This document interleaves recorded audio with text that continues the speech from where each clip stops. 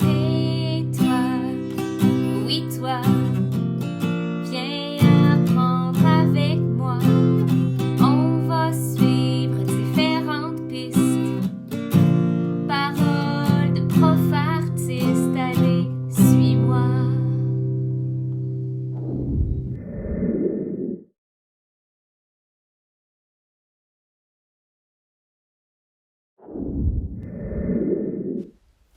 Aujourd'hui, à Prof Artiste, on apprend ce qu'est le périmètre. Le périmètre, c'est le contour d'une figure géométrique fermée, comme le polygone.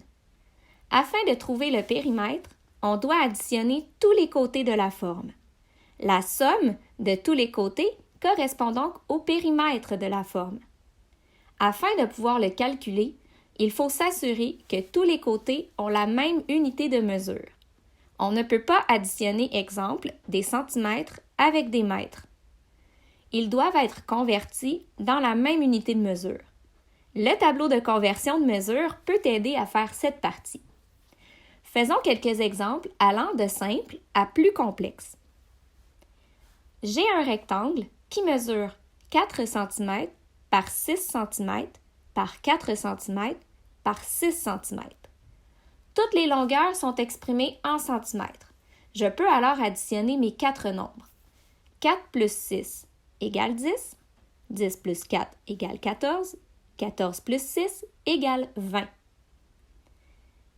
Ma prochaine forme est encore un rectangle. Cependant, j'ai seulement deux côtés qui ont une mesure d'inscrite, 10 cm et 15 cm. Pour trouver les deux autres côtés, je dois connaître les propriétés d'un rectangle. Les côtés opposés sont isométriques, de même longueur. Je sais alors que le côté opposé à 10 cm va mesurer également 10 cm. Même chose pour le côté qui mesure 15 cm. Son opposé mesure 15 cm aussi.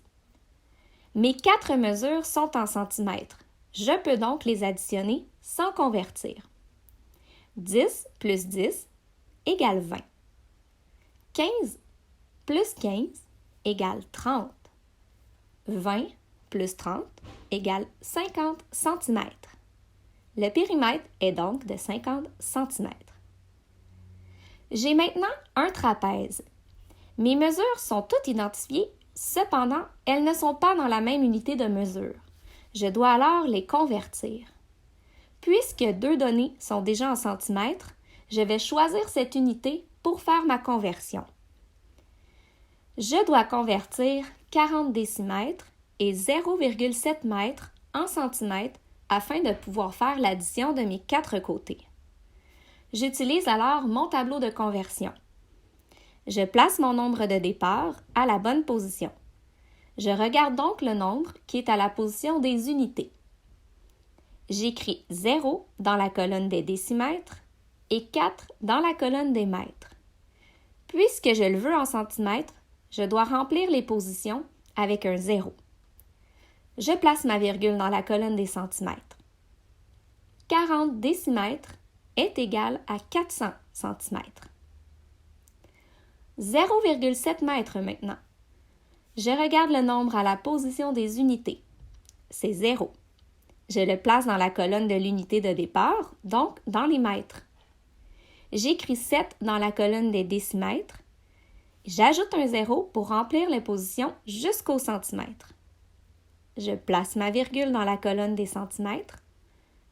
0,7 mètres est égal à 70 cm. Je peux maintenant calculer mon périmètre. J'additionne 50 plus 50. Ça me donne 100. 100 plus 400 est égal à 500. 500 plus 70 est égal à 570 cm.